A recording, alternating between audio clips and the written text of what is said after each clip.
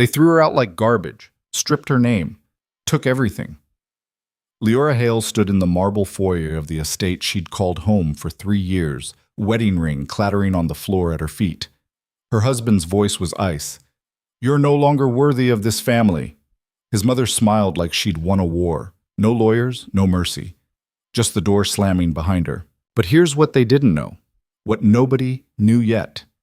The woman they discarded was about to become the one thing they feared most. Stay with me until the end.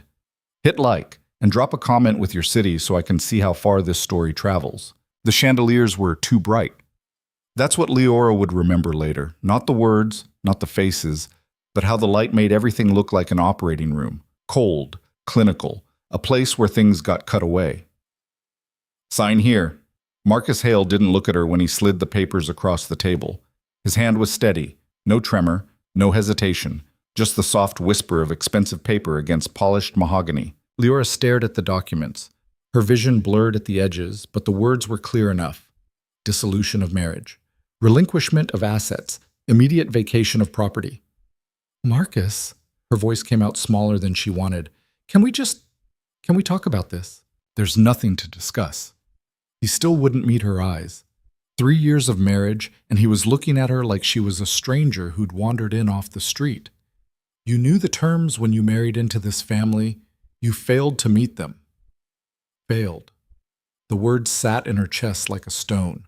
Behind Marcus, his mother, Constance Hale, stood with her arms crossed, her expression carved from marble.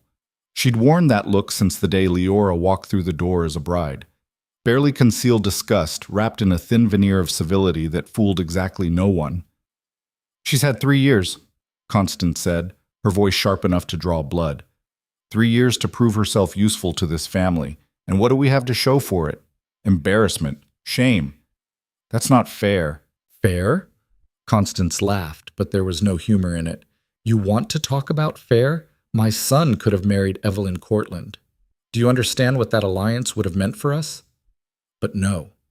He chose you, a nobody from nowhere, with nothing to offer but a pretty face. Liora's hands were shaking. She pressed them flat against her thighs, trying to stop the tremor from spreading. I did everything you asked. I attended every event, every dinner, And you failed at all of it.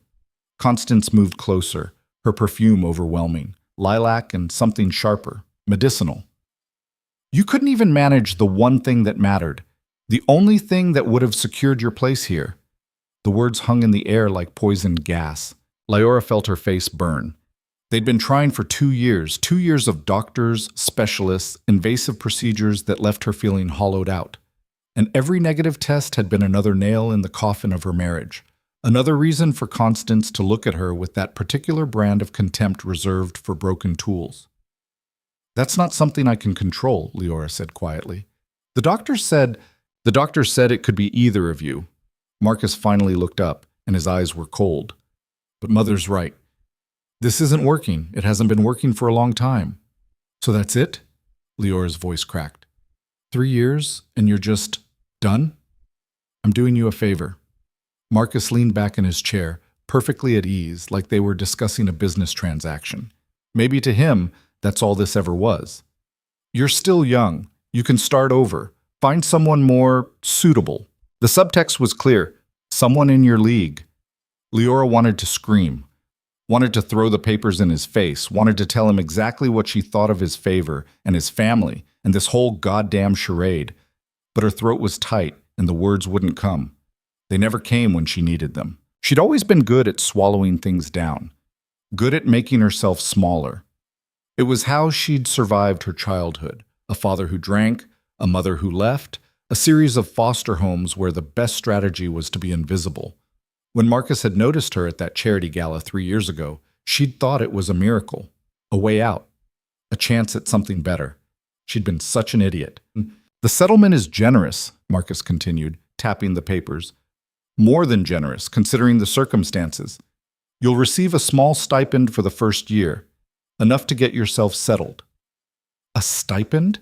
Liora finally found her voice, and it came out sharp. Marcus, I gave up my job to marry you. I gave up my apartment, my friends, everything. You gave up a job as a gallery assistant. Constance cut in. Hardly a career. And as for friends, she waved a hand dismissively. You didn't have any worth keeping. The cruelty was almost impressive in its efficiency. Constance knew exactly where to stick the knife. Sign the papers, Liora. Marcus's tone had shifted from cold to impatient. I have a meeting in 20 minutes. Of course he did. Marcus always had a meeting. It was his favorite escape hatch, the excuse he'd used 1,000 times over the past year whenever she tried to talk to him about anything real. I have a meeting, I have a call, I have dinner with clients, always somewhere else. Always someone more important. Liora looked down at the papers again. The legalese blurred together, but she caught enough. 30 days to vacate. Minimal alimony. A non-disclosure agreement that would prevent her from speaking publicly about the marriage or the family. They were buying her silence, making sure she couldn't tell anyone what it had really been like living in this house. The dinners where Constance dissected every word Liora said, every outfit she wore. The charity events where Marcus introduced her as my wife, but never by name, like she was an accessory he'd brought along. The separate bedrooms they'd kept for the last 8 months after the final failed IVF attempt, when Marcus had stopped pretending to care. If you don't sign, Constance said, her voice dropping to something almost gentle, which was somehow worse, we'll contest this. Drag it out. Make it ugly. And trust me, dear, you don't have the resources for ugly. It was a threat wrapped in silk. But it was still a threat. Liora picked up the pen. Her hand was shaking so badly she could barely hold it. Smart girl, Constance murmured. The words made Leora's skin crawl, but she signed anyway. What choice did she have? She'd walked into this marriage with nothing, and she was leaving with even less. At least if she signed now, it would be over. Quick, clean, or as clean as anything involving the Hale family could be. Marcus took the papers as soon as she finished, barely glancing at the signatures. My assistant will arrange for your belongings to be packed and shipped. You'll need to be out by the end of the week. The end of the week? Leora's head snapped up. Marcus, that's 4 days, which is more than enough time to pack a few suitcases. Constance moved toward the door, clearly done with this conversation. Unless you've been secretly hoarding things, which I wouldn't put past you. I just need a little more time. You've had 3 years. Marcus stood, buttoning his jacket. The meeting. Always the meeting. 4 days is generous. Generous. That word again. They kept using it like they actually believed it. Liora stood too, her legs unsteady. The room tilted slightly, or maybe that was just her. Everything felt off balance, like she was standing on a ship in rough water. Where am I supposed to go? That's not really my concern anymore. Marcus was already moving toward the door, following his mother. But I'm sure you'll figure something out. You're resourceful. He said it like it was a compliment, like being resourceful was something she should be proud of, instead of the survival skills she'd developed because nobody had ever taken care of her. Marcus? She took a step forward, hating how desperate she sounded, but unable to stop herself. Please, can we just talk about this? Really talk? He paused at the door. For a second, just a second, something flickered across his face. Regret, maybe. Or pity. But then Constance cleared her throat, and whatever it was disappeared. Goodbye, Liora. The door closed behind them with a soft click, and just like that, it was over. Liora stood alone in the dining room, staring at the closed door. The chandeliers hummed overhead, that same too bright light making everything feel exposed. Surgical. She should cry. That's what people did in situations like this, right? Broke down, sobbed, made a scene, but her eyes were dry. She felt numb, like someone had scooped out her insides and left behind a hollow shell. 3 years. Gone in 20 minutes. She looked around the room where she'd eaten 1,000 silent dinners, where Constance had corrected her table manners and her conversation topics and the way she held her wine glass. Every surface was polished to a mirror shine, every painting perfectly aligned, everything in its place, except her. She'd never belonged here. She'd known that from the start, but she'd tried anyway. Tried to fit herself into the shape they wanted, to be the kind of woman who could navigate their world. But you couldn't fake breeding, Constance had told her once. You either had it or you didn't, and Liora very clearly didn't. Her phone buzzed in her pocket. She pulled it out, hoping for something. A text from Marcus saying he'd made a mistake. An email from a friend checking in. Anything. It was a reminder. Dentist appointment, 2 p.m. Thursday. She almost laughed. Her marriage was over, she was being thrown out of her home, and her phone was worried about her teeth. Liora shoved the phone back in her pocket and walked out of the dining room. Her footsteps echoed in the hallway. Marble floors, 12-foot ceilings, art that cost more than most people made in a year. She'd walked these halls so many times, but she'd never really looked at them. Not properly. They were just the backdrop to her life, the stage she'd performed on. Now she saw them for what they were, beautiful, cold, and completely indifferent to her existence. She made her way upstairs to the bedroom, her bedroom, the one she'd been relegated to after the separation. It was smaller than Marcus's, tucked away in the east wing where guests stayed. The message had been clear: you're temporary. Her suitcase was already on the bed. Liora stopped in the doorway. She hadn't put it there, which meant someone else had. One of the staff, probably. Maybe Maria, the housekeeper who'd always been kind to her in that pitying way people reserved for lost causes. Or maybe Constance had ordered it, wanting to make sure Liora got the message loud and clear. Start packing. She walked over to the closet and opened it. 3 years of clothes stared back at her. Designer dresses Constance had insisted she buy, tailored suits for charity luncheons, shoes she'd worn once and never again because they pinched her feet but looked appropriate. Everything carefully curated to make her look like she belonged. None of it felt like hers. Liora grabbed a dress at random, black, simple, probably cost more than her first car, and threw it on the bed. Then another. And another. She moved mechanically, pulling things off hangers, emptying drawers, creating piles that made no sense. Formal wear mixed with workout clothes, mixed with the one pair of jeans she'd kept from her old life, the ones Constance had told her to throw away because they were beneath her station. She should have thrown them away, should have thrown away everything that reminded her of who she used to be. Maybe then she could have really become the person they wanted. But she hadn't. And now look where that got her. By the time she finished, the bed was covered in clothes, and the suitcase was laughably inadequate. She'd need at least 3 more, maybe 4. And that was just for the essentials. Liora sat down on the edge of the bed, suddenly exhausted. It wasn't even noon yet, but she felt like she'd been awake for days. Her phone buzzed again. She ignored it.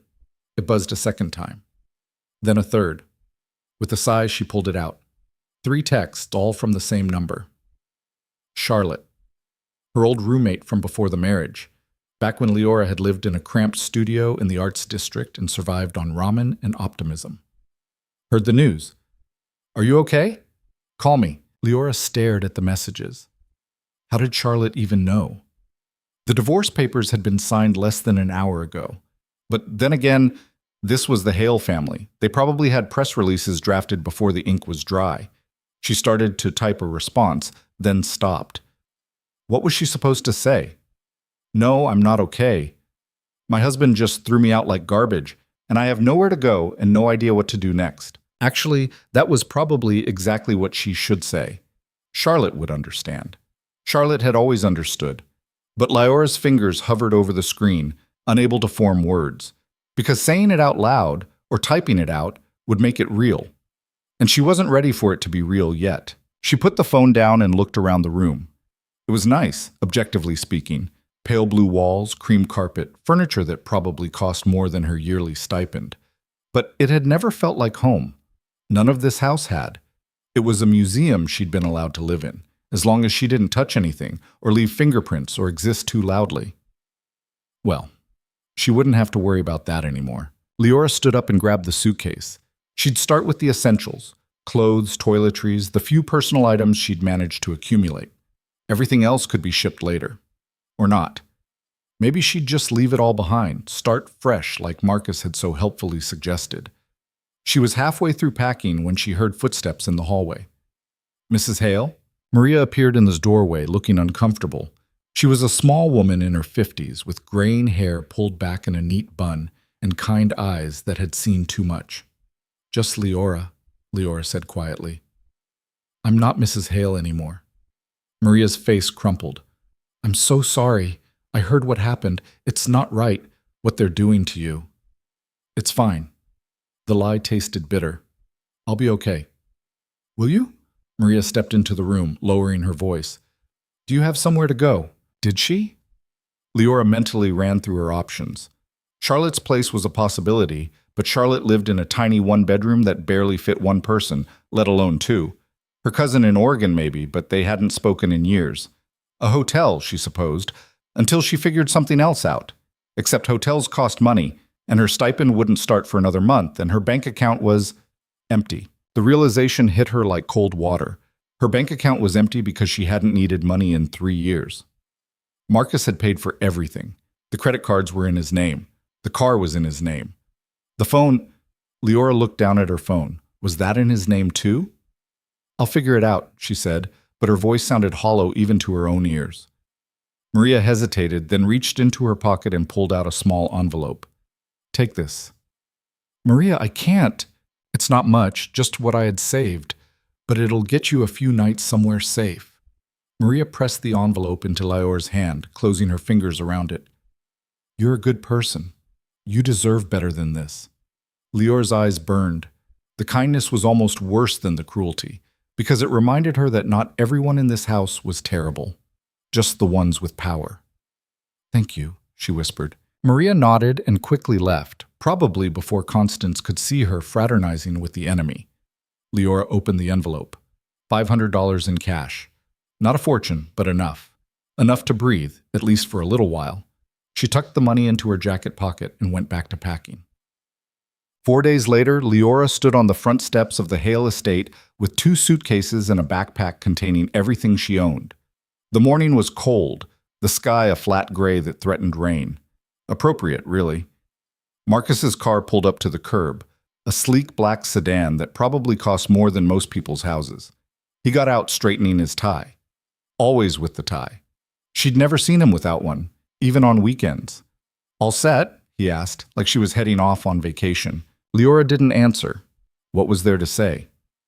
The stipend will be deposited on the 1st of next month, Marcus continued, all business. If you need anything before then, I won't. He blinked, surprised by the sharpness in her voice. Good. Let him be surprised. Let him think she was fine, that this wasn't tearing her apart. Right, well, he gestured to the car. My driver will take you wherever you need to go. I'll walk. Liora, don't be ridiculous. It's going to rain, and those suitcases, I said I'll walk. They stared at each other for a long moment. Marcus looked like he wanted to argue, but something in her expression must have stopped him. He shrugged and got back in the car. Suit yourself? The sedan pulled away, leaving her alone on the steps. Liora picked up her suitcases and started walking. She didn't know where she was going exactly. Away. That was enough for now. The rain started 10 minutes later, cold, steady drops that soaked through her jacket and plastered her hair to her face. The suitcases grew heavier with each step, the wheels catching on every crack in the sidewalk. She should have taken the car. She knew that. But accepting the ride would have felt like accepting defeat, and she wasn't ready for that. Not yet. By the time she reached the bus stop, she was drenched and shivering. The bench was wet, but she sat anyway, too tired to care. A few other people waited under the shelter, carefully avoiding eye contact. Standard city protocol. Don't acknowledge the crazy wet woman with all her worldly possessions in 2 cheap suitcases. The bus arrived, and Liora climbed on, fumbling with Maria's cash. The driver barely glanced at her as she dropped bills into the slot. She found a seat near the back and stared out the window as the bus pulled away from the curb. The Hale estate disappeared behind her, swallowed by rain and distance. Good riddance. Liora leaned her head against the cold glass and closed her eyes. She was 29 years old, homeless, nearly broke, and completely alone. But she was free. And somehow, despite everything, that felt like a start. The motel room smelled like cigarettes and defeat. Liora sat on the edge of the bed, if you could call it that, and stared at the water stain on the ceiling. It looked like a map of some country she'd never visit. The heater rattled and wheezed, but produced no actual heat, and outside trucks rumbled past on the highway every few minutes, shaking the thin walls. She'd been here 3 weeks. 3 weeks of counting every dollar, every meal, every decision. 3 weeks of watching Maria's $500 dwindle to $300, then 2. Then the crumpled bills she now kept in her pocket because the room had no safe and she trusted nothing. The stipend hadn't come. She checked her bank account every day, sometimes twice a day, waiting for that deposit Marcus had promised. First of the month, he'd said. Well, it was the 8th now, and there was nothing. She'd called the lawyer, the one who'd handled the divorce papers, and gotten voicemail. She'd called Marcus directly and gotten his assistant, who told her in the blandest voice possible that Mr. Hale was unavailable and would return her call at his earliest convenience. He never did. Liora pulled her jacket tighter. The room was $42 a night, which meant she had maybe 5 more days before she'd have to figure something else out. Charlotte had offered her couch, but Charlotte lived 400 miles away, and Liora didn't have money for a bus ticket. She'd checked. Her phone buzzed. She grabbed it, hoping, still hoping, despite everything, for something useful. It was a notification from her email. Your subscription to premium storage is about to expire. She wanted to throw the phone across the room. Instead, she opened her laptop, the one thing she'd insisted on keeping from the marriage, a MacBook Marcus had bought her for her birthday and never asked for back, and pulled up job listings. She'd been applying for a week straight. Gallery positions, administrative work, anything that didn't require experience she didn't have or references she couldn't provide. The problem was the gap. 3 years of nothing on her resume. 3 years of being Marcus Hale's wife, which looked like exactly what it was. A woman who'd married for money and failed to make it stick. She scrolled through another page of listings. Executive assistant, 5+ years experience required. Marketing coordinator, bachelor's degree preferred. Barista, must have open availability. Liora clicked on the barista posting. She could do that. She'd worked in coffee shops before, back when she was 22 and stupid enough to think she'd make it as an artist. The pay was terrible, but it was something. She filled out the application, fingers moving automatically through the fields. Name, address. She put the motel's address and hoped they wouldn't judge. Previous employment. She listed the gallery where she'd worked before Marcus. Left the 3-year gap blank and prayed nobody would notice. Submitted. The confirmation email arrived 30 seconds later. Thank you for your interest. Due to high volume, we will only contact qualified candidates. Translation, don't hold your breath. Liora closed the laptop and lay back on the bed. The springs creaked under her weight. Somewhere in the next room, someone was having a loud argument in a language she didn't recognize. The words were muffled, but the anger was universal. She closed her eyes and tried to think. Actually think, not just panic. She had maybe $200 left. 5 days in this room, or she could check out tomorrow and stretch the money further. Sleep in her car, except she didn't have a car anymore. The lease had been in Marcus's name and he'd reclaimed it the same day she left. She could crash with someone, except she didn't have anyone. Not here, not anymore. The Hales had made sure of that. It was funny, in a way that wasn't funny at all. She'd spent 3 years attending their events, smiling at their friends, playing the role of the gracious wife. And not one of those people had called to check on her. Not one. The second she was out, she was erased, like she'd never existed. Her phone buzzed again. This time it was Charlotte. Hey, you alive? Liora typed back. Barely that bad. Worse? 3 dots appeared, then disappeared, then appeared again. Come stay with me. Seriously. I know it's far, but you can't keep living in that shithole motel. Liora stared at the message. Charlotte didn't even know which motel she was in, but she'd called it anyway. That's how obvious this was. Can't afford the bus ticket? I'll Venmo you, Char. I can't take your money. Why not? You took Maria's. That stung, but Charlotte was right. She had taken Maria's money. What made this different? Pride, probably. The same stupid pride that had made her walk away from Marcus's car in the rain. I'll pay you back, damn right you will. With interest. Now give me your Venmo. Liora sent it, and 30 seconds later her phone chimed. $200. Enough for a bus ticket and maybe a week's worth of groceries once she got there. Char, you didn't have to... Shut up. Bus leaves at 6 a.m. tomorrow. I already checked. Get your ass on it. Liora felt something crack in her chest. Not breaking exactly. More like thawing. She'd been so cold for so long that she'd forgotten what warmth felt like. Thank me by not dying in that motel. See you tomorrow night. Liora set the phone down and let out a breath she hadn't realized she'd been holding. Okay. This was something. A plan. A direction. She could do this. She started packing. But boss... The bus station at 5:30 in the morning was exactly as depressing as she'd expected. Fluorescent lights flickered overhead, casting everything in a sickly yellow glow. The waiting area was half full, people slumped in plastic chairs, clutching coffee cups and staring at nothing. Early shift workers, probably.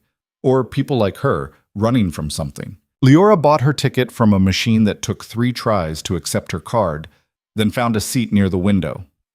Her suitcases sat at her feet, and her backpack was clutched in her lap like someone might steal it, which, given the neighborhood, wasn't paranoia. The bus arrived 10 minutes late, which seemed about right. She climbed on, found a seat near the middle, and shoved her suitcases into the overhead compartment. The backpack stayed with her. As the bus pulled out of the station, Liora watched the city slide past the window. She'd lived here for 3 years, but it had never felt like home.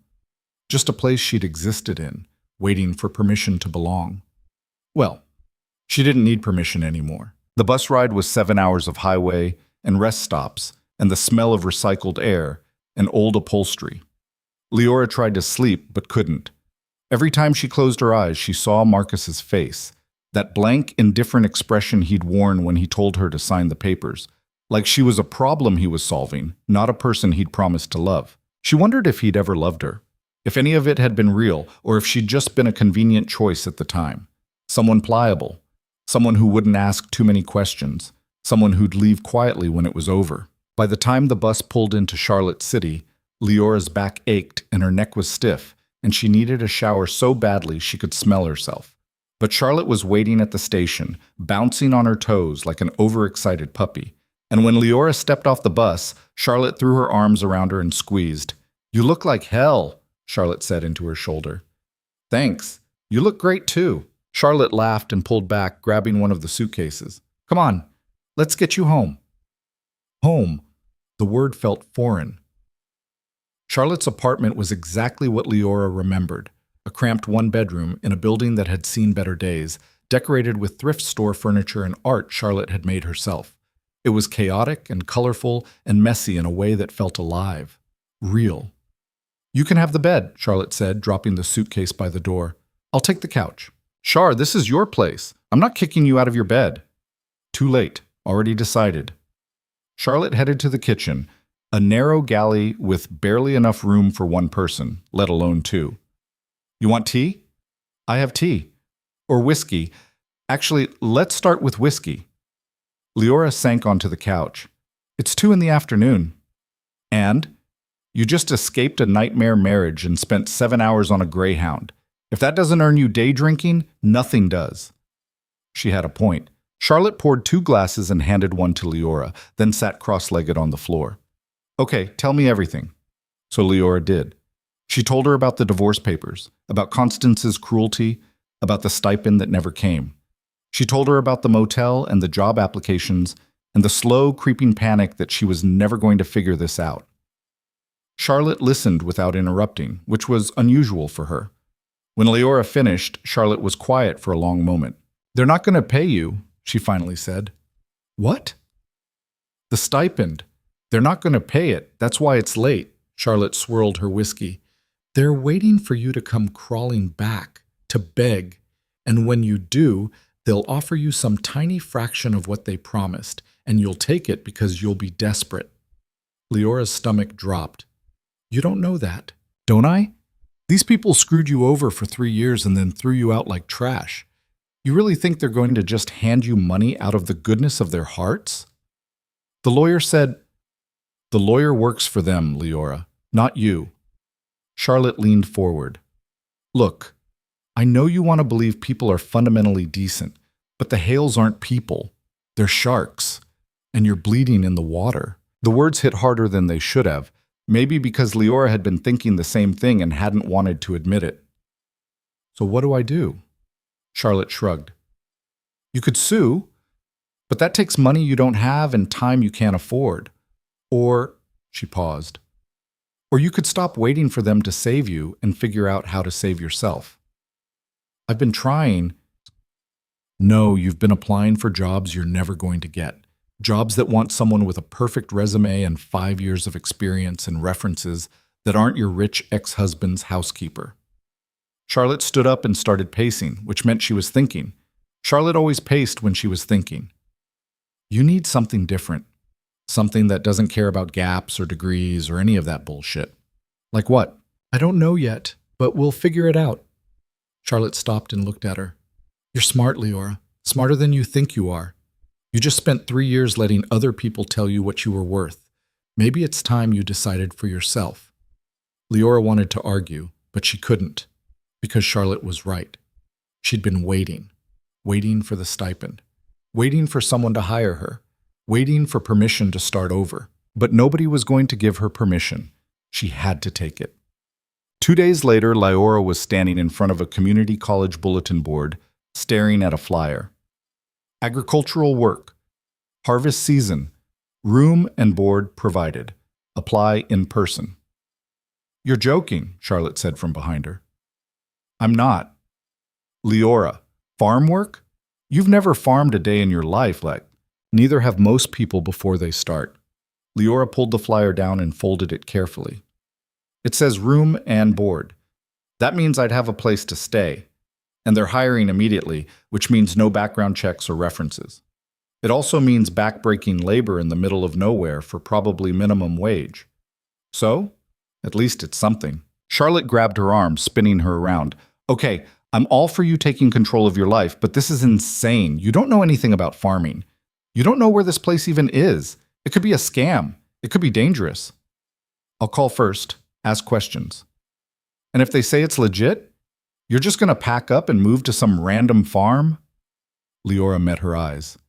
Yes? Charlotte stared at her for a long moment, then let go of her arm. You're serious? I'm broke, Char. I'm sleeping on your couch and eating your food, and I can't even afford to buy groceries. I need a job. This is a job. There are other jobs. Where? Show me. Liora gestured at the bulletin board. Show me one job posting that doesn't require experience I don't have, or education I can't afford, or references I can't provide. Just one. Charlotte looked at the board, then back at Liora. Her expression was pained. I don't want you to go. I don't want to go either, but I can't stay here forever. Why not? Because I'm not your responsibility. Leora's voice cracked. You've already done so much, too much. I can't keep taking from you. You're not taking, I'm giving. Same thing. It's really not. Charlotte sighed and ran a hand through her hair. Fine. Call them. But if it sounds even slightly sketchy, you promise me you won't go. I promise. Liora called that afternoon. The number on the flyer connected to a man with a gruff voice and a thick accent she couldn't quite place. He said his name was Dominic Cade, that he ran a fruit orchard about 60 miles north, and that, yes, they were hiring for harvest season. Ever worked on a farm? He asked. No, Liora said honestly, but I'm a fast learner. You'll need to be. Work starts at dawn, ends at dusk. Sundays off. Pay is $12 an hour plus room and board. You get a cabin, shared, not private, and meals in the main house. Contract is for 3 months. After that, we reassess. $12 an hour. Liora did the math in her head. If she worked, say, 10 hours a day, 6 days a week, that was $720 a week. Almost $3,000 a month. More than the stipend Marcus had promised and never delivered. When can I start? How soon can you get here? Tomorrow. There was a pause. You sure about this? A lot of people think farm work is easy. It's not. I'm sure. All right. I'll text you the address. Bring work clothes and boots. Good ones. If you show up in sneakers, I'm sending you home. He hung up before she could respond. Liora lowered the phone and looked at Charlotte, who was watching her with an expression that was equal parts worry and resignation. Well, Charlotte asked, I start tomorrow. Of course you do. But the orchard was nothing like Liora had imagined. She'd pictured something picturesque. Neat rows of trees, maybe a red barn, the kind of place you'd see on a postcard. What she got was 60 acres of chaos, trees that hadn't been pruned in years, overgrown paths, equipment that looked like it predated the internet. The main house was a squat, utilitarian building with peeling paint and a roof that sagged in the middle. The cabins, there were 4 of them, were even worse. Bare wood, single rooms, windows that didn't quite close all the way. Dominic Cade met her at the entrance. He was exactly what his voice had suggested. Mid-50s, weathered face, hands that looked like they could crush stone. He looked her up and down, taking in her new work boots and jeans, and grunted. "You're smaller than I expected." "I'm tougher than I look." "You'd better be." He jerked his head toward the cabins. "You're in number 3. Drop your stuff and meet me at the main house in 10. We start orientation at 4. Orientation turned out to be Dominic handing her a pair of gloves and pointing at a tree. "See those apples? Pick them. Don't bruise them. Don't drop them. Don't eat them. When your bag is full, bring it to the sorting station. Repeat until the sun goes down." "That's it?" Liora asked.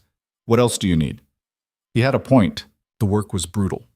By the end of the first day, Leora's shoulders screamed, her hands were blistered despite the gloves, and she'd developed a whole new respect for anyone who did manual labor for a living. By the end of the first week, she'd lost 5 pounds and could barely lift her arms. But she didn't quit. The other workers were a mix of locals and seasonal migrants, most of whom didn't speak much English.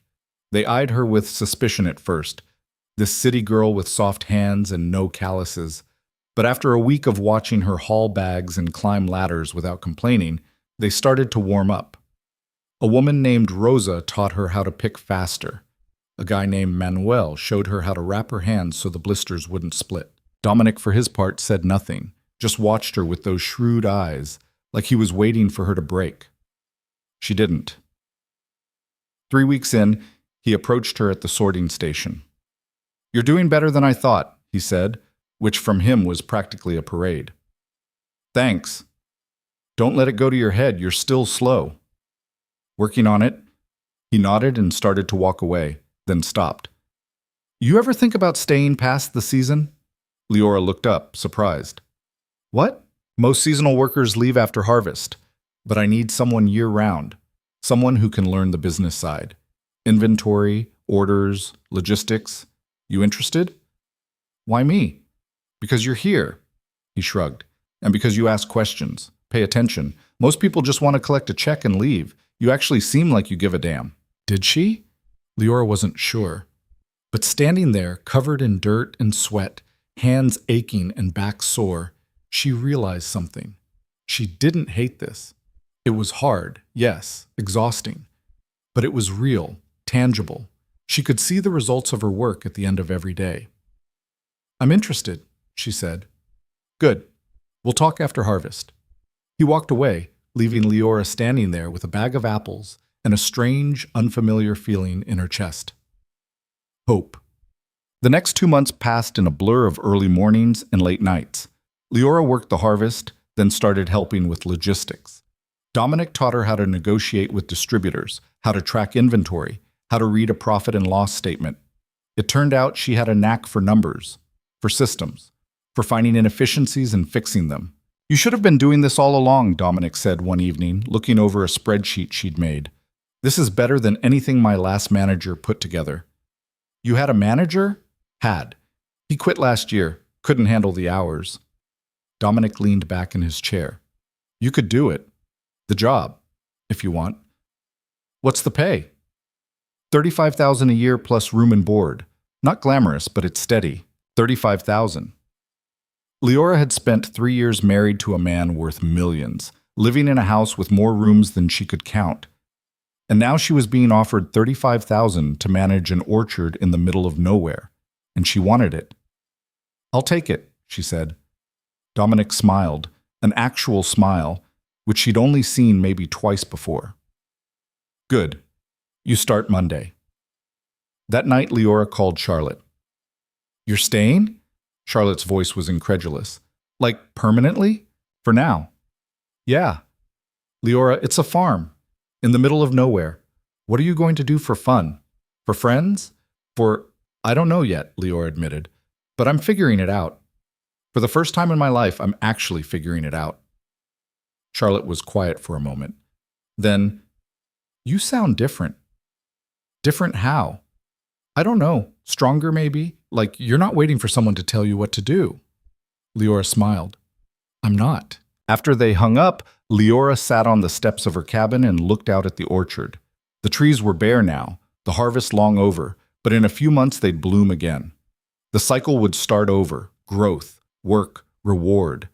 She could do this. She could build something here. Not the life she'd planned, not the life she'd lost, but something new, something hers.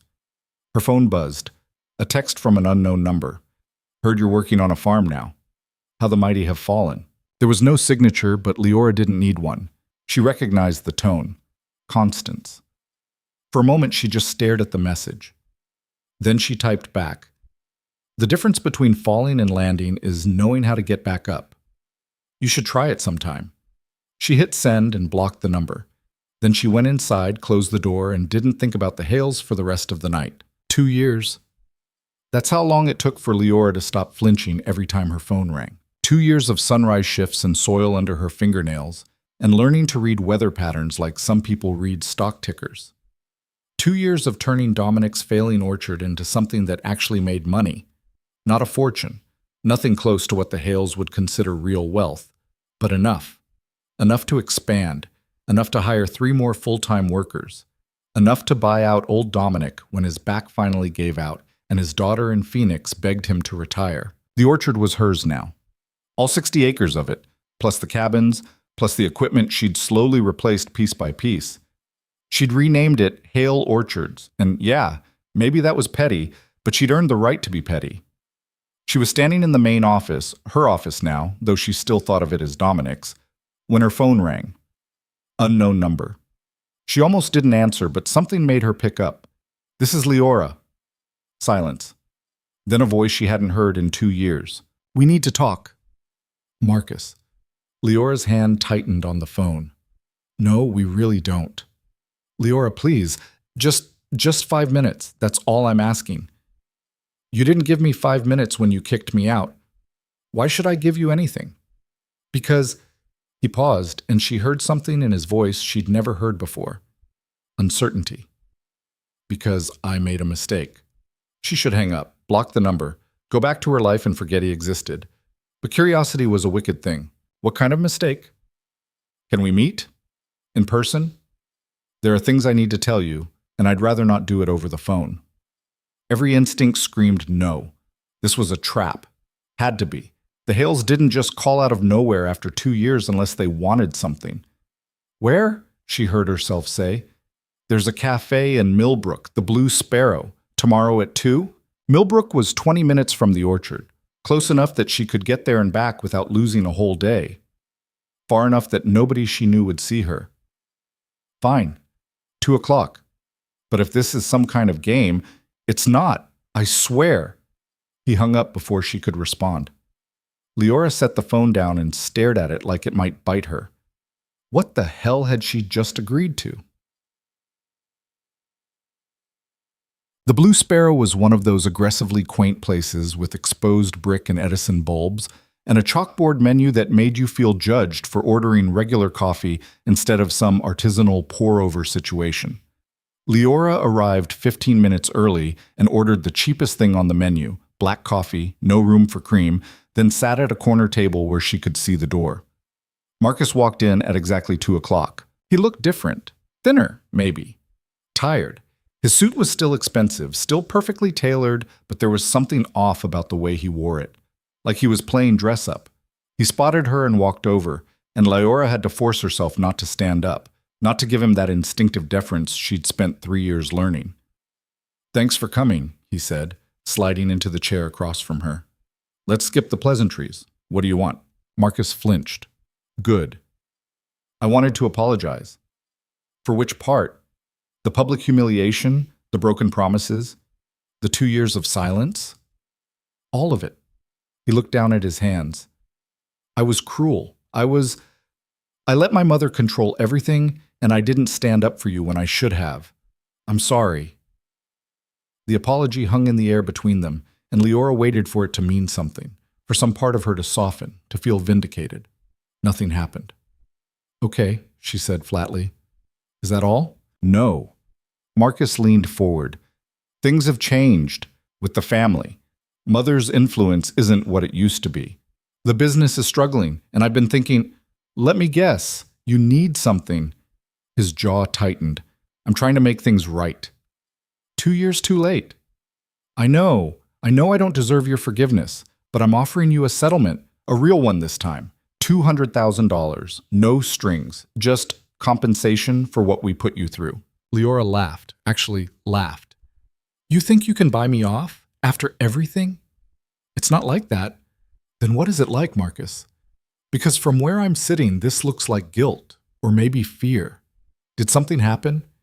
Is the family in trouble? His silence was answer enough. What did you do? She asked quietly. Marcus rubbed his face, and for a second he looked like he might cry. There's an investigation, federal. They're looking into our real estate holdings, our offshore accounts. Mother's been creative with the bookkeeping, and my name is on half the paperwork. There it was. The real reason for this sudden attack of conscience. So you're here to cover your ass, Liora said. Make sure I don't talk to the investigators. Is that it? The settlement is hush money? No, I swear it's not. Then why now? Why wait 2 years and then suddenly show up with a checkbook? Marcus looked at her, and she saw something flicker across his face. Shame, maybe. Or calculation. With him, it was always hard to tell. Because I heard about your orchard, he said, about how well you're doing, and I realized... He stopped, started again. I underestimated you. We all did. And I thought maybe if I could make things right, we could what? Be friends? I don't know. Maybe. He reached into his jacket and pulled out an envelope, set it on the table between them. This is a bank check, $200,000.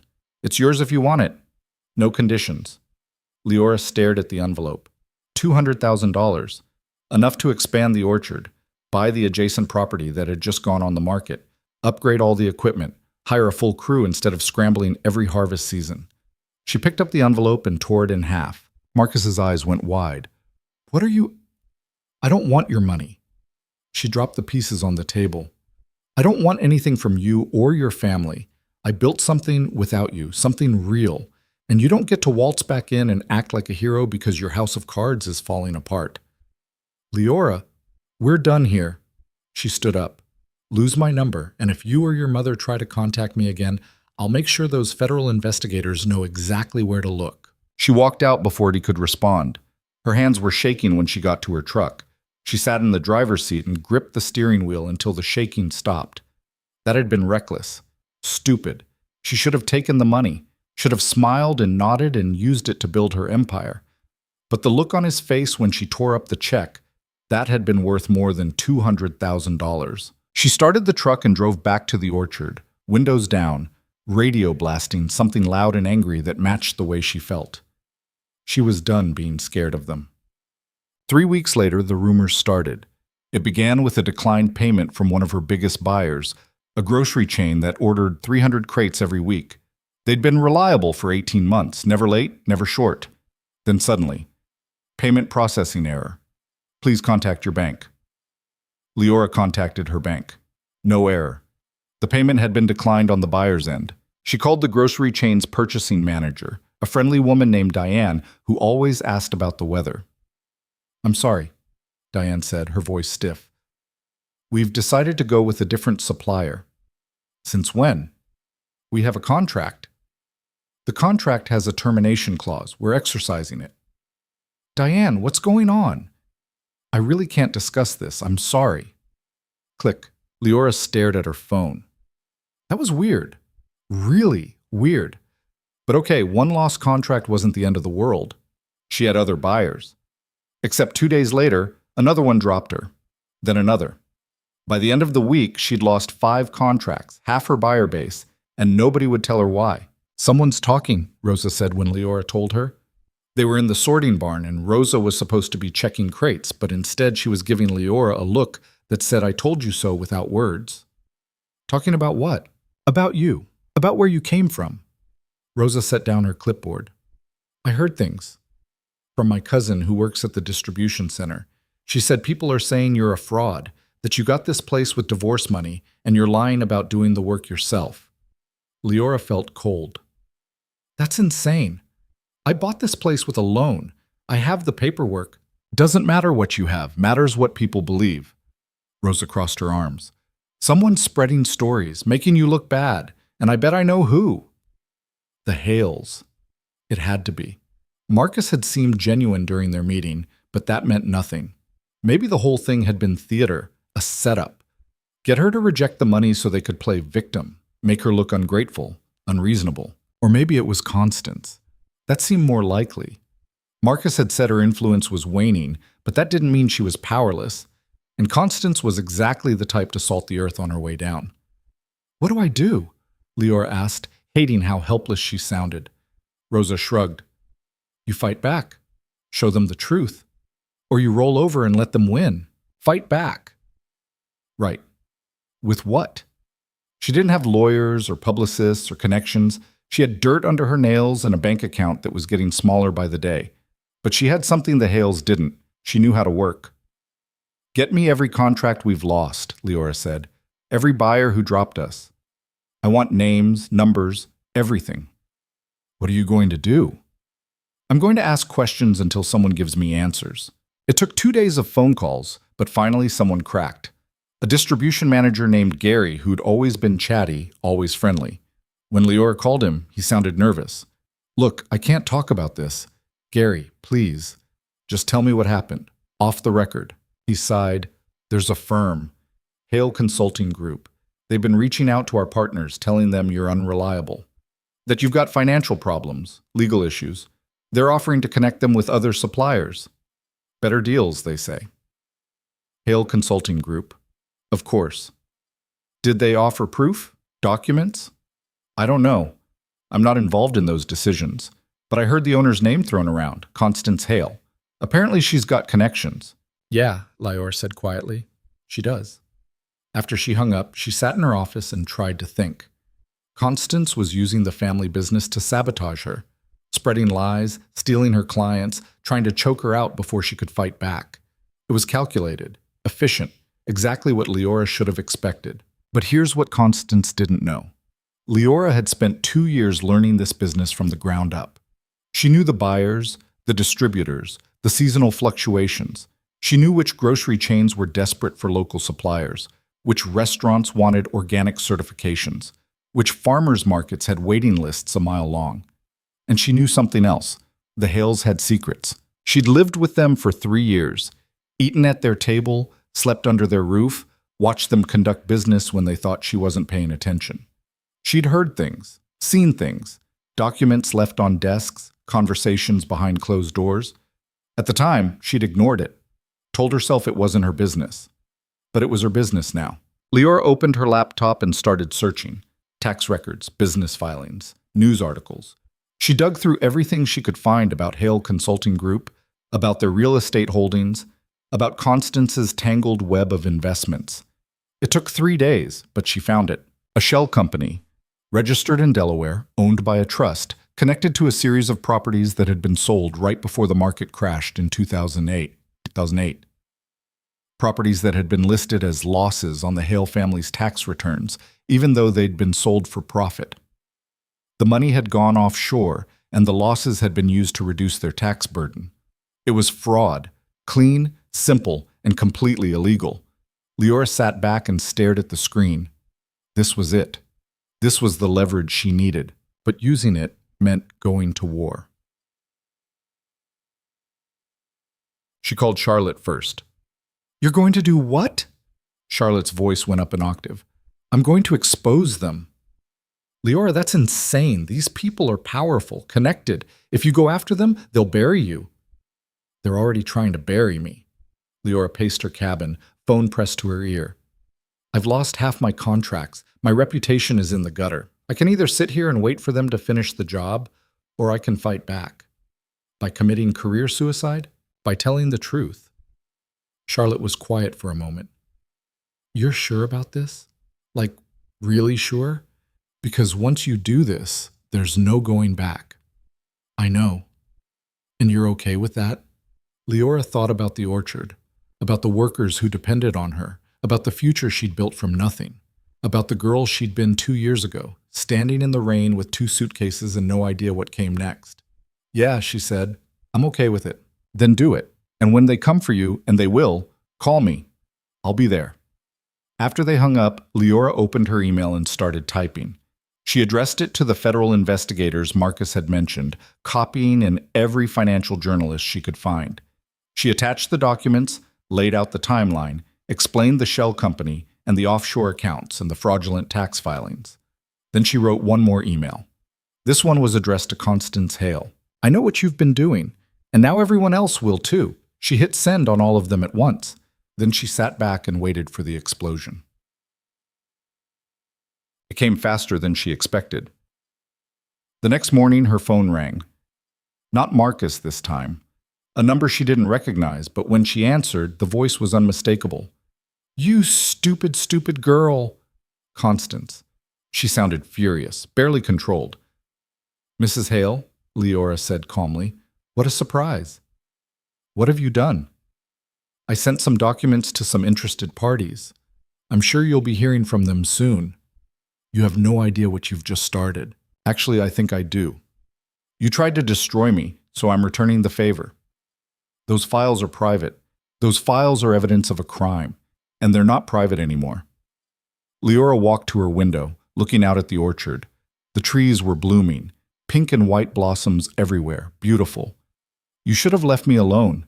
You think this makes you powerful." Constance's voice was ice. "You think you've won? I will crush you. I will take everything you've built and burn it to the ground. You'll wish you'd stayed quiet." "Maybe, but at least I'll go down swinging." "You'll go down as a liar, a thief. I'll make sure everyone knows you stole those documents, that you fabricated everything. My lawyers will—" "Your lawyers are going to be very busy defending you," Liora cut her off. "But good luck with that." She hung up before Constance could respond. Her hands were shaking again, but this time it wasn't fear. It was adrenaline. She'd just declared war on one of the most powerful families in the state, and there was no telling what would happen next. But for the first time in years, she felt like herself. The phone rang again immediately. Different number. She answered. "Ms. Hale?" A woman's voice, professional. "This is Jennifer Torres from the U.S. Attorney's Office. We received your email. We'd like to schedule a time to speak with you about the documents you provided." Liora smiled. "I'm available whenever you need me." The story broke 3 days later. Hale family under investigation for tax fraud. It was the headline on every major news site, every business journal. The documents Liora had provided were being described as extensive and damning. Federal agents had raided the Hale Consulting Group offices. Constance's assets had been frozen pending investigation. Marcus called 4 times. Liora didn't answer. Her buyers started calling back, apologizing, saying they'd been misinformed, that they'd love to reinstate their contracts. Liora told most of them to go to hell. A few, the ones who'd been genuinely kind before all this started, she agreed to work with again, on her terms. The orchard was suddenly the center of attention.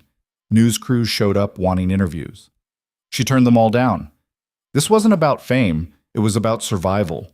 But then a different kind of call came. "Ms. Hale? My name is Rowan Vex. I'm a private equity investor, and I'd like to discuss a potential partnership." Liora almost hung up. She'd had enough of investors and consultants and people who thought they could buy her. But something made her listen. "What kind of partnership?" "The kind where you keep control of your business, and I provide capital to help you expand. No strings. You run the operation, I take a percentage of profits. I've been following your story, and I'm impressed." "You're impressed that I committed corporate espionage?"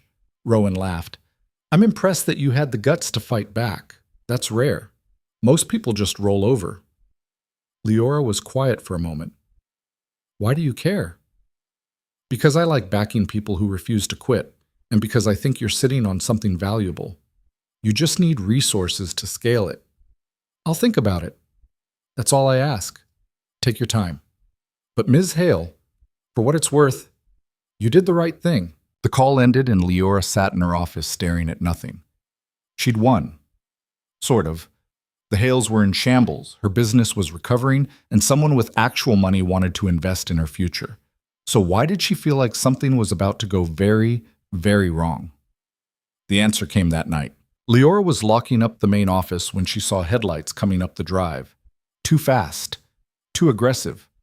She reached for her phone, but before she could dial, a car screeched to a stop 20 feet away. Marcus got out. He looked wild.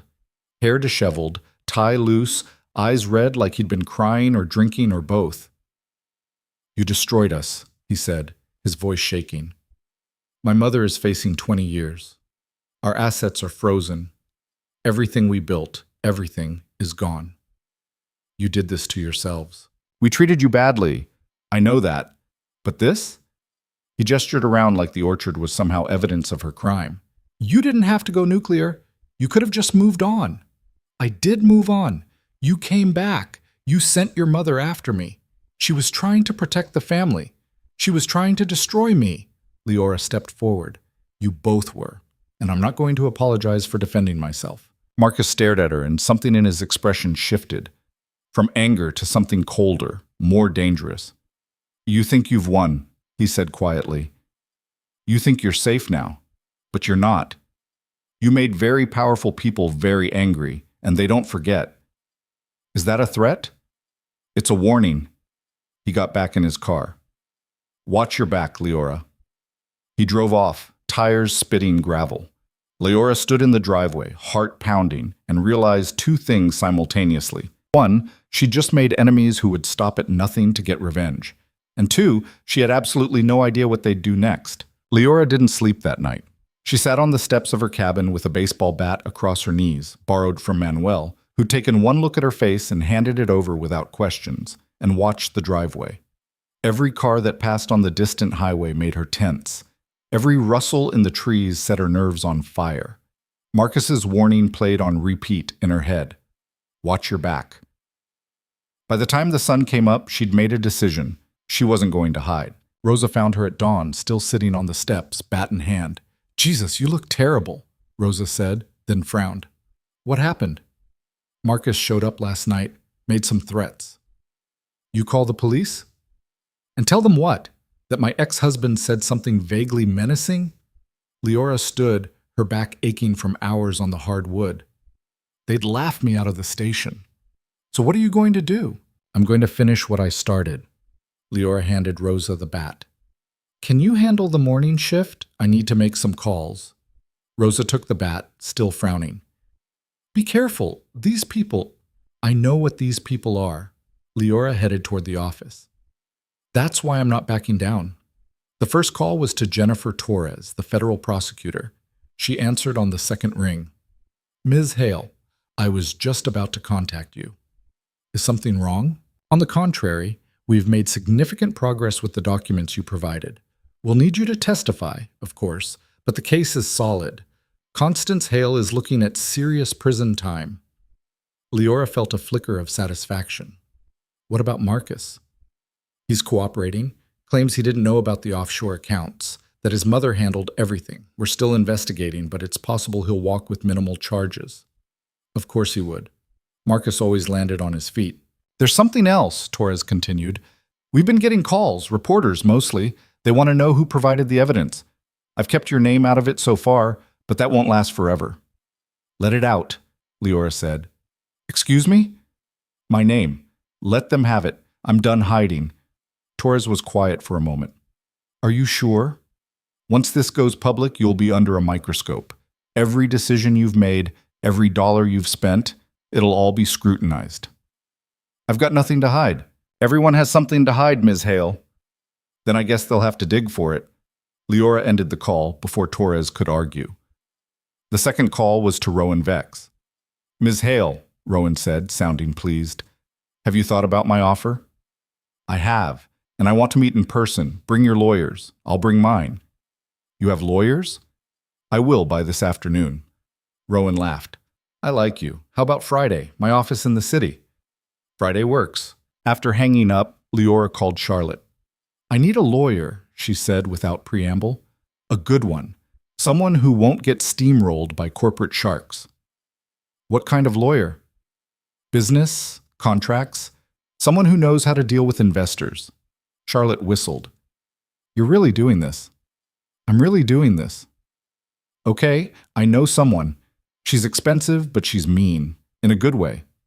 "Perfect. Send me your number." The lawyer's name was Patricia Chen. And she was exactly what Charlotte had promised: sharp, expensive, and completely unbothered by Leora's lack of pedigree. They met that afternoon at a coffee shop halfway between the orchard and the city.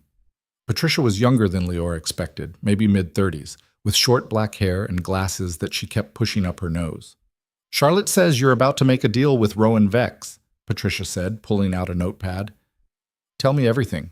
Liora laid it out. The orchard, the growth potential, Rowan's offer. Patricia listened without interrupting, scribbling notes. When Liora finished, Patricia set down her pen. "Rowan Vex is a vulture. She buys into struggling businesses, bleeds them dry, then sells the assets. Is that what you want?" "No, I want to keep control." "Then we need to make that ironclad in the contract. No board seats, no veto power, no creeping equity grabs. She gets a percentage of profits, period. Nothing else." "Can you make that happen?" Patricia smiled. "Watch me." Friday came faster than Liora expected. She dressed carefully, not the designer clothes she'd worn as Marcus's wife, but a simple blazer and dark jeans that said professional without trying too hard. Patricia met her outside Rowan's office building, a glass tower in the financial district that made Leora's teeth hurt just looking at it. "Ready?" Patricia asked. "No, but let's go anyway." Rowan's office was on the 30th floor, all windows and minimalist furniture and art that probably cost more than Leora's truck. Rowan herself was nothing like Liora had imagined. Late 40s, gray hair cut short, dressed in black from head to toe. She looked like someone who'd seen every trick in the book and invented a few of her own. "Ms. Hale." Rowan stood and extended a hand. "Good to finally meet you in person." Liora shook it, firm grip, no bullshit. "This is my attorney, Patricia Chen." "Ms. Chen," Rowan nodded. "I've heard of you. You have quite the reputation." "So do you," Patricia said evenly. Rowan laughed. "Fair enough. Shall we get started?" The negotiation took 3 hours. Patricia went through the contract line by line, pushing back on every clause that gave Rowan too much control. At one point, Rowan's lawyer, a man in a suit that cost more than Leora's monthly payroll, tried to insist on a board seat. "Absolutely not," Patricia said. "It's standard practice. It's a deal breaker." Patricia didn't even look up from the document. "Ms. Hale retains full operational control. That's non-negotiable." Rowan's lawyer looked at Rowan, who waved a hand. "Fine. Strike it." By the time they finished, Leora's head was pounding, but the contract was clean. Rowan would invest $2 million in exchange for 20% of profits. No control, no veto, no strings. "You drive a hard bargain," Rowan said as they signed the final documents. "I learned from the best," Liora said, thinking of Dominic and his blunt, no-nonsense approach to everything. "I'm going to enjoy working with you." Rowan stood and shook her hand again. "Welcome to the big leagues, Ms. Hale." Walking out of the building, Patricia turned to her. "You just signed a $2 million deal and you look like you're about to throw up." "I am about to throw up." "Don't. You did good in there. Better than good. You held your ground, and Rowan respects that." Patricia handed her a business card. "Call me if you need anything. And Liora, be careful. Rowan's not the only shark in these waters."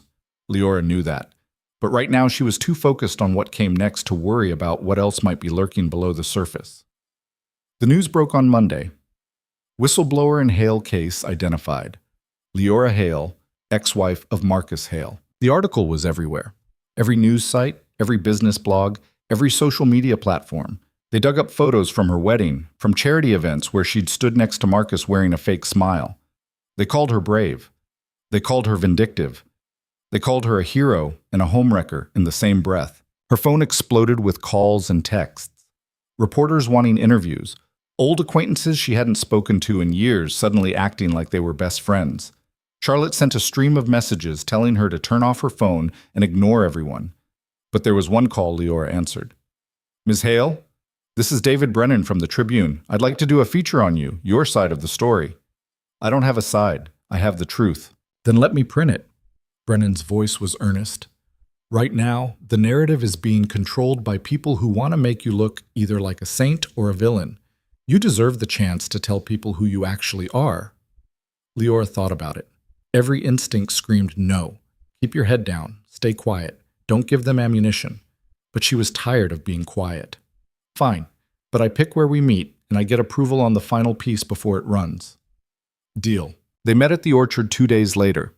Brennan was younger than she'd expected, maybe 30, with a recorder and a notebook and the kind of eager energy that made Liora instantly suspicious. "This place is incredible," he said, looking around at the rows of trees. "You really built this yourself?" "With help. But yeah." They sat on the porch of the main house, and Brennan asked questions. How she'd started, why she'd stayed, what it felt like to bring down one of the most powerful families in the state. "It wasn't about bringing them down," Liora said carefully.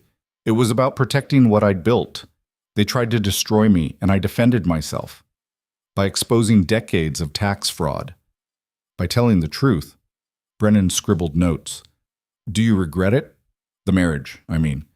Everything that happened?" Liora thought about Marcus, about Constance, about the girl she'd been when she walked into that estate, so desperate to belong that she'd erased herself trying. "I regret the time I wasted trying to be someone I'm not," she said. "But I don't regret leaving. That was the best decision I ever made." The article ran the following Sunday. Front page of the business section, with a photo of Liora standing in the orchard, dirt on her jeans and a slight smile that didn't quite reach her eyes. From disgrace to defiance, how Liora Hale rebuilt her life and took down an empire. It was good. Better than good. Brennan had captured everything: the humiliation, the survival, the slow climb back. He'd interviewed Rosa and Manuel, who talked about how hard she worked. He'd even gotten a quote from Dominic, who said she was the toughest damn person I've ever met, and I've met a lot of tough people. The response was immediate. The phone started ringing again, but this time it was different. Buyers who wanted to work with her, other small farmers asking for advice, a food magazine wanting to feature her in their Entrepreneurs to Watch series. And then, 3 days after the article ran, she got a call from an unknown number. Liora Hale? The voice was unfamiliar. Male, older, with an accent she couldn't place. "Who is this?" "My name is Thomas Ridgway. I'm an attorney representing the Hale family estate." Liora's stomach dropped. "What do you want?" "To extend an invitation. Mrs. Constance Hale would like to meet with you." "Absolutely not." "Before you refuse, please understand that this is not a hostile overture. Mrs. Hale simply wishes to speak with you privately. No lawyers, no press, just the two of you." "Why?" "She didn't say, but she was quite insistent." Liora laughed. "Tell Mrs. Hale she can go to hell." "Miss Hale, I understand your reluctance, but I should mention that Mrs. Hale is currently under house arrest. She's not in a position to threaten you. This is simply a request." The answer is still no. She hung up, but the call nagged at her. What could Constance possibly want? Revenge? Closure? Some twisted attempt at reconciliation? Charlotte told her to ignore it. Patricia told her it was a trap. Rosa said if she went, she should bring the baseball bat. But Liora couldn't stop thinking about it. 2 days later, she drove to the Hale estate. It looked different than she remembered, smaller somehow, less imposing. The gates were open, ankle monitor restrictions probably, and there were no cars in the driveway. The place felt abandoned. She parked and walked to the front door. It opened before she could knock. Constance stood there, and Liora almost didn't recognize her. She'd aged a decade in 2 years. Her hair was gray at the roots, her face lined with stress, her shoulders hunched. The woman who'd once radiated power and contempt now looked like someone barely holding on. "Thank you for coming," Constance said quietly. "I'm not here to forgive you." "I know." Constance stepped aside. "Please, come in." The house was just as Liora remembered. Marble floors, expensive art, that suffocating sense of perfection. But it felt hollow now. Empty. They sat in the same dining room where Liora had signed the divorce papers. "I wanted to apologize," Constance said. Liora stared at her. "You're kidding." "I'm not." Constance folded her hands on the table. "I treated you abominably. I pushed Marcus to divorce you, and when you succeeded without us, I tried to tear you down. It was cruel, unnecessary, and I'm sorry." "Why now? Because you got caught?" "Because I have nothing left to lose." Constance's voice was hollow. "My assets are frozen. My reputation is destroyed. I'm facing prison. And Marcus, She paused. Marcus won't speak to me. He blames me for everything. He should. You did do everything. I did. Constance met her eyes. I was so focused on building this family's legacy that I forgot what actually mattered. And now it's gone. All of it. Liora didn't feel pity. She didn't feel vindication either. She just felt tired. What do you want from me? Nothing. I just wanted you to know that you were right about all of it. You didn't deserve what we did to you, and I'm sorry. They sat in silence for a long moment. I'm not going to forgive you, Liora said finally. Maybe someday, but not today. I understand. Liora stood to leave, then stopped. For what it's worth, I don't think you're evil. I think you're desperate, and desperate people do terrible things. Constance looked up at her, eyes red. Does that make it better? No, but it makes it human. Liora walked out without looking back. The news of Constance's sentencing came 2 weeks later. 15 years for tax fraud, conspiracy, and a dozen other charges Liora didn't bother reading. Marcus got probation and community service, cooperating witness, the articles said. He'd thrown his mother under the bus to save himself. Liora felt nothing when she read it. No joy, no anger, just a distant sense of closure. The orchard was thriving. With Rowan's investment, they'd expanded to 120 acres, hired 15 full-time workers, and secured contracts with 3 major grocery chains. Liora had hired an accountant, a marketing manager, and a logistics coordinator. She was building something real, something lasting. One evening, she stood on the porch of the main house and watched the sun set over the trees. Rosa came up beside her, holding 2 beers. Thought you could use this, Rosa said, handing her one. Thanks. They stood in comfortable silence, drinking. You ever think about going back? Rosa asked. To that life? Never. Good. Because we'd all quit if you did. Your cooking is terrible, but you're a damn good boss. Liora laughed, actual genuine laughter that felt like sunlight. Her phone buzzed. A text from an unknown number. Saw the Tribune piece. Impressive. If you're ever in the city, I'd like to buy you a drink. Rowan Vex. Liora smiled and typed back. I'll hold you to that. Another text came through, this one from Charlotte. Turn on Channel 7. Liora went inside and flipped on the small TV in the office. A news segment was playing. Her face filled the screen, a clip from an interview she'd done last week about women in agriculture. Liora Hale has become something of a folk hero, the anchor was saying. A woman who lost everything and built it back through sheer determination. Her orchard is now one of the fastest-growing agricultural businesses in the region, and she shows no signs of slowing down. The segment cut to a clip of her standing in the orchard, talking about expansion plans and sustainability practices. She looked confident, capable. Nothing like the scared woman who'd left the Hale estate with 2 suitcases and no plan. Rosa whistled. Look at you, famous. Infamous is more like it. Same thing these days. Rosa clinked her beer against Liora's. To infamy, to infamy. That night, Liora sat in her cabin and opened her laptop. She'd been avoiding social media, but curiosity got the better of her. She searched her name. Thousands of results. Articles, think pieces, Twitter threads. Most were positive. Some called her an inspiration. A few called her a vindictive ex-wife who'd weaponized the legal system. She was about to close the laptop when she saw a headline that made her stop. Marcus Hale speaks out. I made mistakes, but I'm moving forward. She clicked. It was an interview from earlier that day. Marcus sat in what looked like a hotel room, wearing a sweater instead of his usual suit. He looked older, softer. I take responsibility for my part in what happened, he was saying. I should have stood up to my mother. I should have protected Liora. I didn't, and I'll regret that for the rest of my life. The interviewer asked if he'd spoken to Liora since the trial. No. I don't think she wants to hear from me, and I don't blame her. Marcus looked directly at the camera. But if you're watching this, Liora, I'm sorry for everything. Liora closed the laptop. She didn't owe Marcus forgiveness, didn't owe him anything. But part of her, a small, stubborn part, felt something shift. Not forgiveness, not yet, but maybe, eventually, acceptance. Her phone rang, another unknown number. She almost didn't answer, but something made her pick up. Ms. Hale, This is Senator Catherine Marsh's office. The senator would like to invite you to speak at an event next month about women in business. Would you be interested?" Liora blinked. A senator, wanting her to speak. "Can I think about it?" "Of course. We'll follow up with details."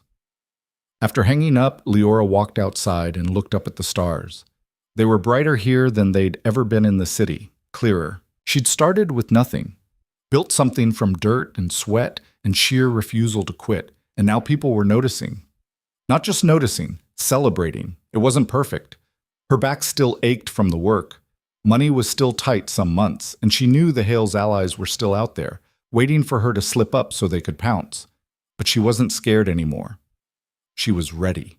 The event was in 3 weeks, and Liora had no idea what she was going to say. She sat at her desk with a blank document open on her laptop, cursor blinking mockingly. Senator Marsh's office had sent over the details. A conference on economic empowerment, 200 attendees, mostly business owners and investors. They wanted her to talk for 20 minutes about overcoming adversity and building sustainable success. 20 minutes. She could fill 20 seconds, maybe. After that, what? Stand up there and tell them about crying in a motel room? About the blisters and the exhaustion and the night she'd seriously considered just giving up? Her phone buzzed. "Charlotte, how's the speech coming? It's not want help." Desperately. 20 minutes later, Charlotte was on video call, sitting in what looked like her kitchen with a mug of coffee and a notepad. "Okay," Charlotte said. "Tell me what you're stuck on. Everything. I don't know what they want to hear. They want to hear your story." "My story is depressing." "Your story is about someone who got knocked down and got back up." "That's not depressing. That's inspiring." Liora rubbed her face. "I don't feel inspiring. I feel like I barely survived." "That's literally the same thing." Charlotte tapped her pen against the notepad. "Look, you don't have to make it sound pretty. Just tell them the truth. You were married to a rich asshole, his family destroyed you, and you rebuilt anyway. People need to hear that, especially women who think they're stuck." "What if I mess it up?" "Then you mess it up. But I doubt you will." Charlotte smiled. "You've done harder things than talk for 20 minutes. After they hung up, Liora started writing. Not a speech exactly, just thoughts, fragments. Things she wished someone had told her 3 years ago when she was standing in the rain with nowhere to go. It took her a week to string those fragments into something coherent. Another week to practice saying them out loud without her voice shaking. By the time the event rolled around, she had 20 minutes of material that felt true, even if it didn't feel polished. Patricia drove with her to the city. They didn't talk much. Liora was too busy trying not to throw up, but Patricia's presence was steadying. When they pulled up to the convention center, Liora saw the crowd outside and her stomach dropped. "That's a lot of people," she said. "You'll be fine." Patricia handed her a bottle of water. "Just remember, you've already done the hard part. This is just talking about it." The green room was full of other speakers. Executives in tailored suits, startup founders with expensive haircuts, a tech CEO who'd been on the cover of Forbes.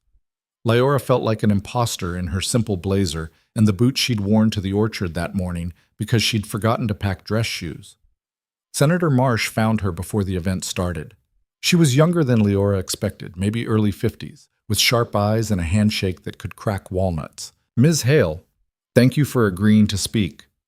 Thank you for inviting me, though I'm not sure why you did." "Because your story matters." Marsh gestured around the room. "Most of these people started with money, with connections, with safety nets. You started with nothing and built something anyway. That's the story people need to hear." "What if they don't believe me?" "Then they're idiots," Marsh smiled. "You'll do great." Liora was the fourth speaker. She sat in the wings listening to the others talk about disruption and innovation and paradigm shifts. Big words that sounded important but meant nothing.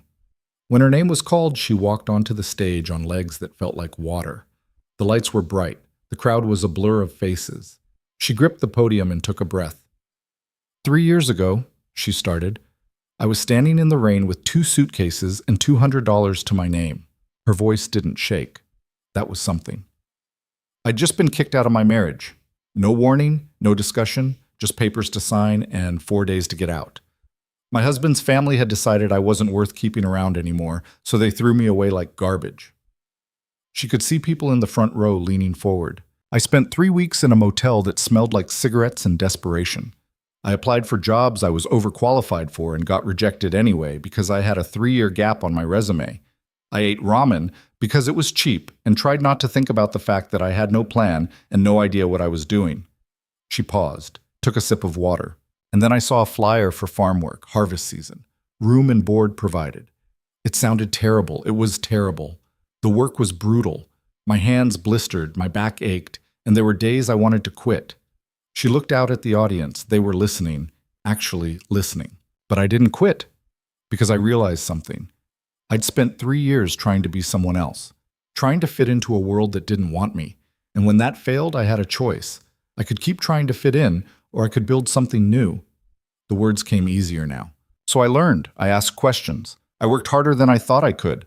And when someone offered me a chance to manage the orchard, I took it. When they told me I couldn't do it, I proved them wrong. And when my ex-husband's family tried to destroy what I'd built, I fought back. She gripped the podium tighter. I'm not going to stand here and tell you it was easy. It wasn't. There were nights I cried myself to sleep, days I thought I'd made a horrible mistake. But here's what I learned. You don't need permission to start over. You don't need anyone's approval to build something that matters. You just need to refuse to quit. The applause started before she finished. It was loud, sustained, and completely unexpected. Liora stood there, blinking in the lights, as 200 people stood and clapped. Afterward, people wanted to talk to her. Business cards were pressed into her hands. A dozen people asked for follow-up meetings. A woman in her 60s grabbed Liora's arm and said, "Thank you. I needed to hear that."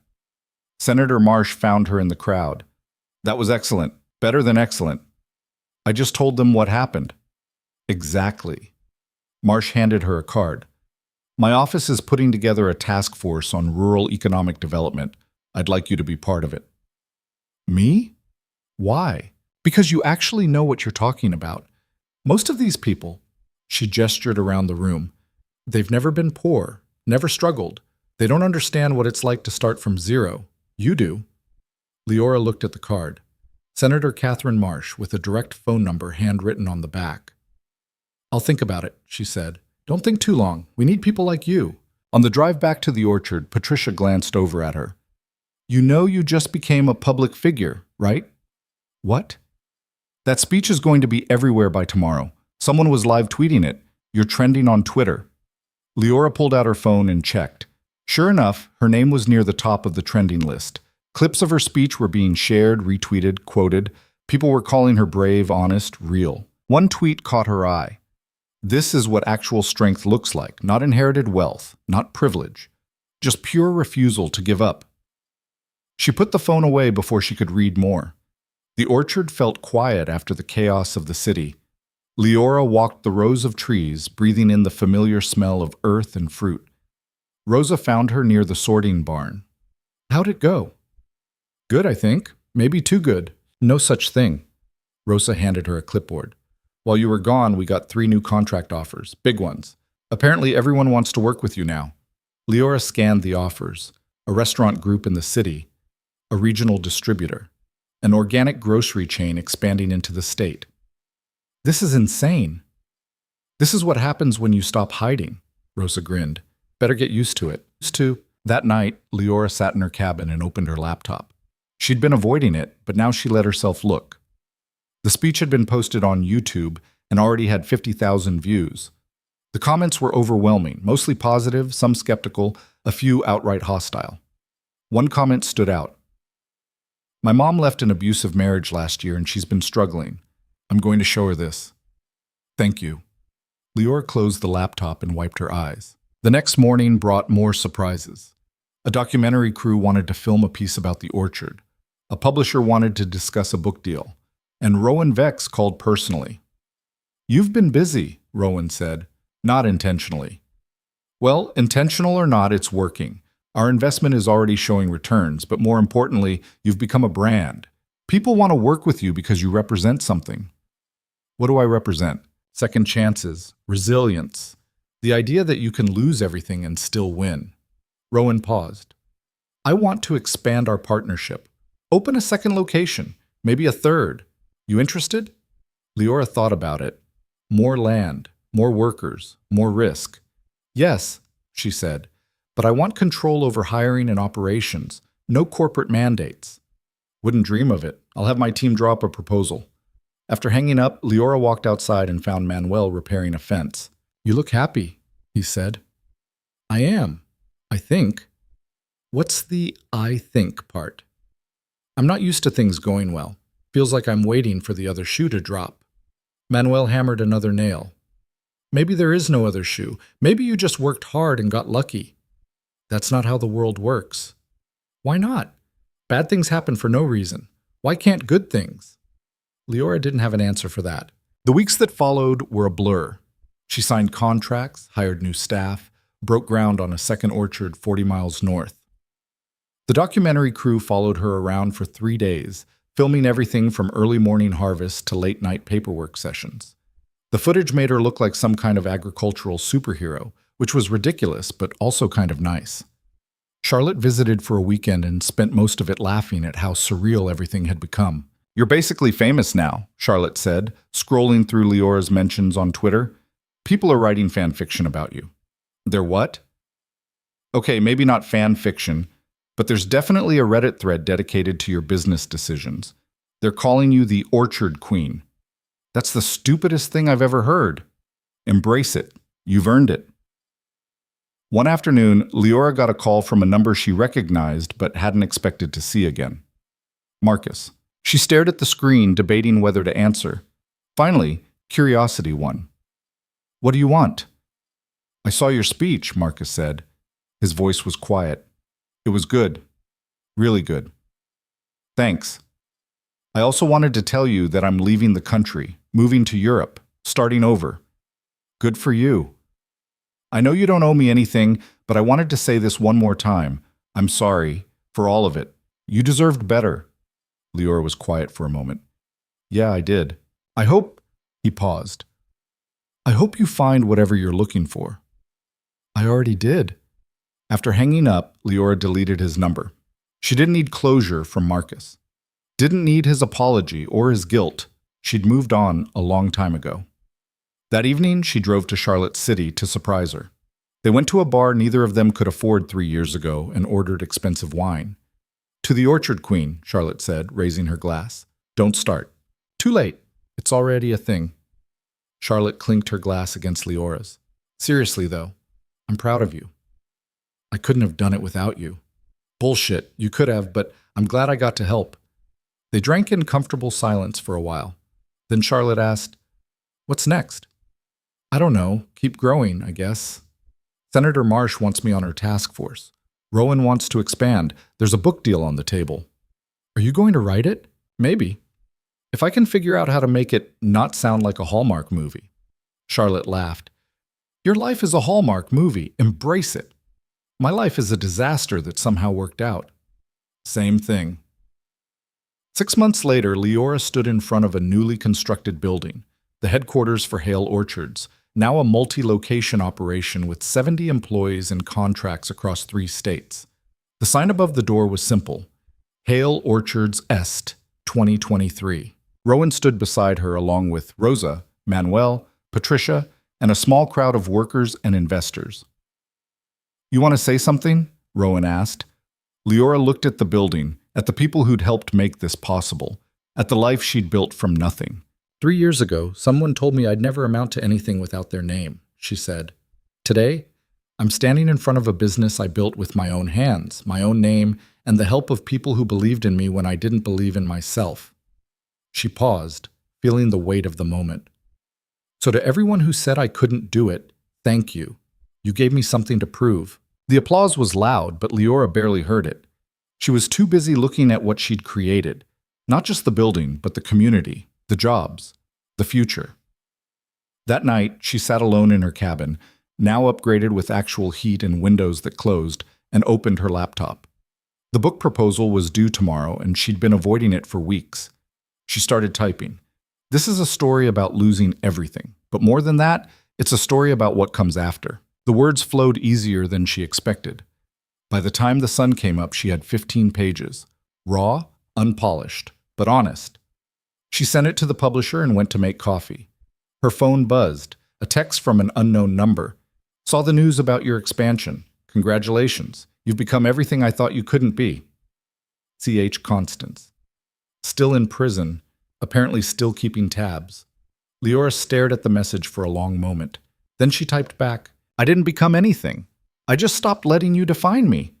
She blocked the number and poured her coffee. Later that week, Senator Marsh's task force held its first meeting. Liora sat at a table with economists, policy experts, and business leaders, and contributed ideas about rural development and sustainable agriculture. People listened, took notes, asked follow-up questions. At the end of the meeting, Marsh pulled her aside.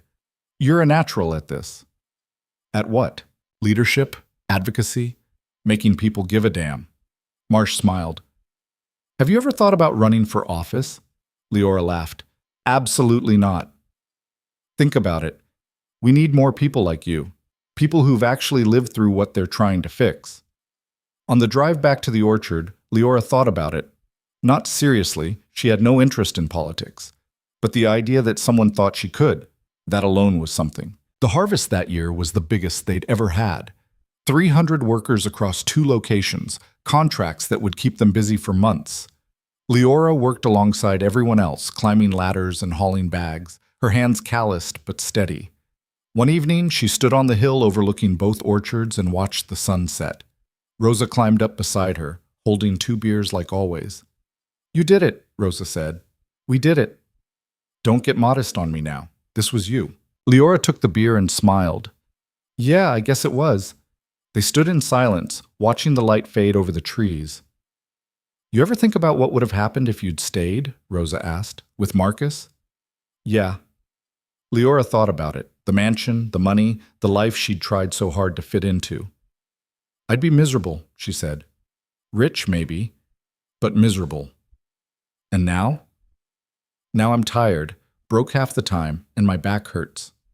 She took a sip of beer. But I'm happy, really happy. Good.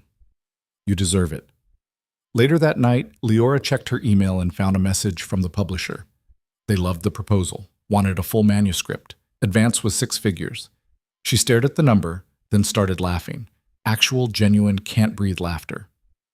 Charlotte called a minute later. Did you see? I saw. You're writing a book. I'm writing a book. Holy shit, we need to celebrate. I'm coming up this weekend. They did celebrate. Charlotte brought champagne and made a toast to the girl who refused to quit. They drank too much and stayed up too late and laughed about things that weren't even funny. The next morning, hungover and happy, Liora walked through the orchard. The trees were full, the fruit almost ready. In a few weeks, they'd harvest again. The cycle would continue. She pulled out her phone and took a picture of the rows of trees stretching into the distance. Posted it with a simple caption. Started from the bottom. Still climbing. Within an hour, it had 10,000 likes. She put the phone away and got back to work. 6 months later, the book came out. It hit bestseller lists in the first week. Reviews called it raw, inspiring, a testament to human resilience. Liora did interviews, book signings, podcast appearances. People wanted to know her secrets, her strategies, her advice. There's no secret, she told one interviewer. You just keep going, even when it's hard, especially when it's hard. At one signing, a young woman approached with tears in her eyes. I just left my husband, she said quietly. I have nothing, and I'm terrified. Liora signed her book and looked her in the eye. You have more than nothing. You have yourself. That's enough. The woman nodded, clutching the book like a lifeline. That moment stayed with Liora longer than any bestseller list or glowing review. On the 3-year anniversary of leaving the Hale estate, Liora threw a party at the orchard. Not fancy, just barbecue and beer and everyone who'd helped along the way.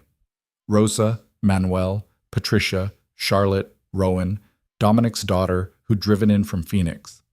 As the sun set and music played and people laughed, Liora stood back and watched. This was her family now.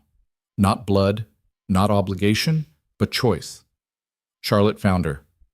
What are you thinking about? How far we've come. We? This is all you. It's really not. Liora gestured at the crowd.